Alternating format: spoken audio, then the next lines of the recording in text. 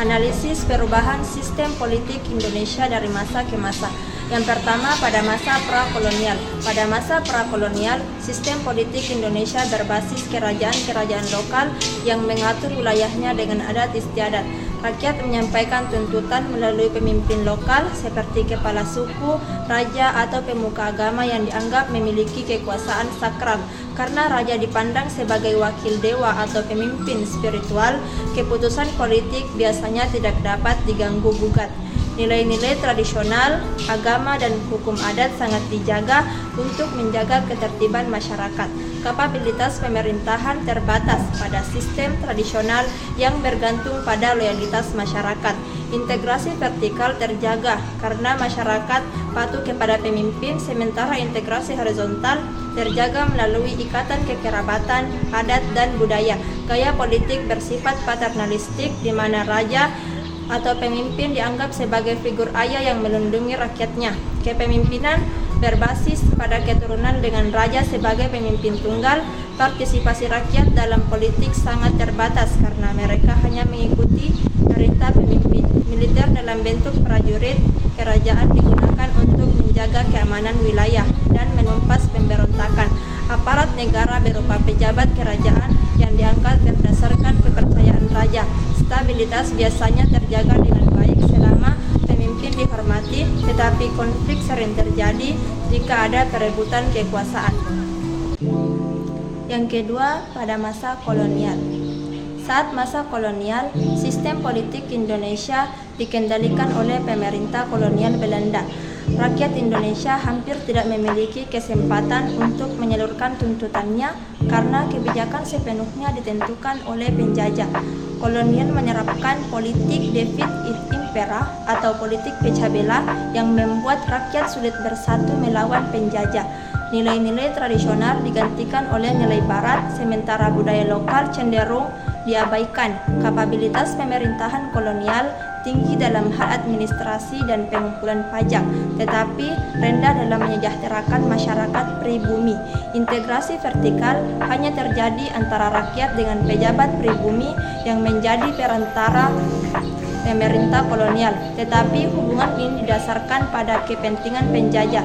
Integrasi horizontal hampir tidak ada karena rakyat dipecah belah berdasarkan suku, agama, dan wilayah.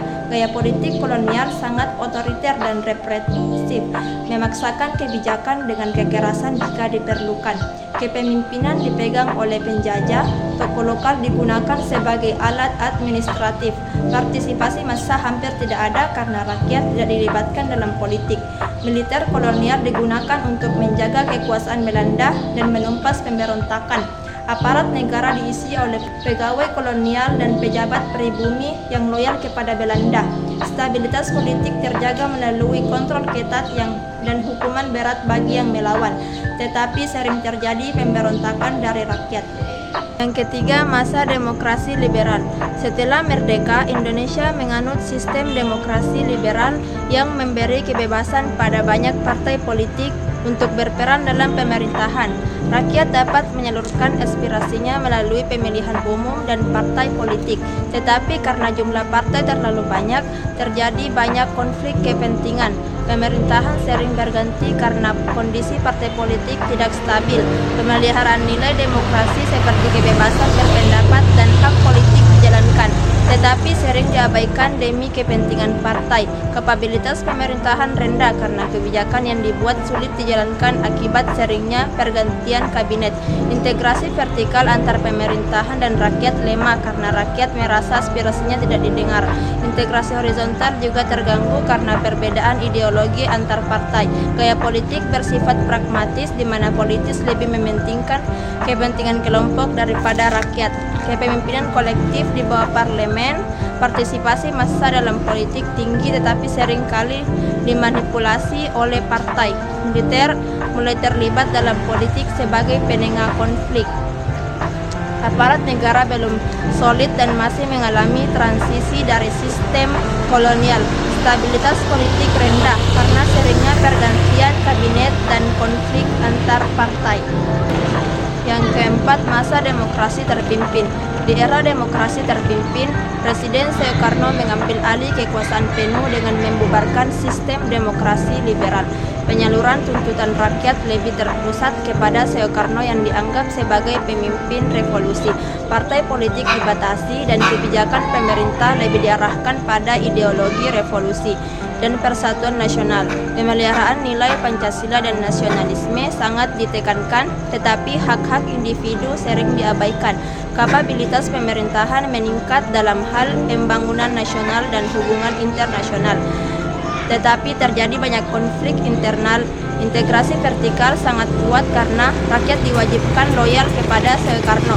Namun integrasi horizontal lemah karena adanya konflik antar kelompok politik, terutama antar nasionalis, agama dan komunis. Gaya politik Soekarno bersifat karismatik dan populis, memanfaatkan simbol-simbol revolusi untuk memperkuat dukungan rakyat. Kepemimpinan Soekarno sebagai pemimpin tunggal dengan kekuasaan besar, partisipasi massa tinggi melalui mobilisasi politik dan demonstrasi besar-besaran. Militer mulai memiliki peran penting dalam politik, tetapi bersaing dengan PKI. Stabilitas terganggu oleh konflik ideologi yang memuncak dalam peristiwa G30 SPKI. Yang kelima, masa demokrasi Pancasila. Di bawah Soeharto, Indonesia memasuki masa demokrasi Pancasila yang fokus pada stabilitas dan pembangunan ekonomi. Penyaluran tuntutan rakyat dilakukan melalui saluran formal seperti Partai Golkar, tetapi kebebasan politik sangat dibatasi. Pemeliharaan nilai Pancasila digunakan sebagai alat legitimasi untuk mempertahankan kekuasaan Soeharto. Kapabilitas pemerintahan dalam pembangunan ekonomi sangat tinggi, tetapi terjadi banyak pelanggaran hak asasi manusia dan korupsi. Integrasi vertikal sangat kuat melalui birokrasi yang dikontrol oleh Soeharto, sementara integrasi horizontal terjaga dengan memaksakan persatuan nasional. Gaya politik bersifat otoriter dengan Soeharto sebagai figur sentral yang mengontrol semua aspek pemerintahan. Kepemimpinan sentralistik dengan Soeharto memegang kendali penuh. Partisipasi massa dibatasi pada dukungan formal terhadap pemerintah. Militer memiliki peran besar dalam politik melalui konsep dui fungsi, yaitu peran militer dalam pertahanan dan politik. Aparat negara yang sangat kuat dan digunakan untuk menjaga stabilitas politik. Stabilitas terjaga dengan baik, tetapi dengan cara represif yang menekan kebebasan masyarakat. Yang keenam, masa reformasi. Masa reformasi dimulai setelah jatuhnya Soeharto yang ditandai dengan demokratisasi dan kebebasan politik. Penyaluran tuntutan rakyat menjadi lebih bebas melalui pemilihan umum, partai politik, dan kebebasan berpendapat. Pemeliharaan nilai demokrasi, hak asasi manusia, dan keadilan sosial menjadi prioritas pemerintah. Kapabilitas pemerintahan bervariasi dengan kemajuan di beberapa bidang, tetapi tantangan seperti korupsi dan birokrasi yang lemah masih ada. Integrasi vertikal diperkuat dengan pemilihan pemimpin secara langsung oleh rakyat. Sementara integrasi horizontal juga membaik dengan adanya desentralisasi kekuasaan dan otonomi daerah. Gaya politik cenderung pragmatis dengan berbagai aliansi partai politik yang dinamis. Partisipasi massa dalam politik sangat tinggi, terutama melalui pemilu dan media sosial. Keterlibatan militer dalam politik mulai menurun, tetapi mereka tetap memiliki peran penting dalam menjaga keamanan negara. Aparat negara berfungsi lebih profesional meskipun reformasi birokrasi masih berjalan. Stabilitas politik relatif terjaga meskipun tantangan seperti konflik sosial dan korupsi yang belum sepenuhnya teratasi.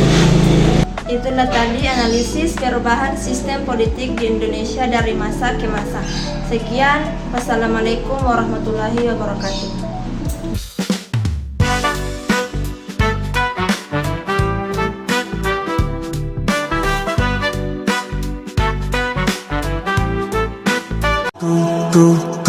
Tú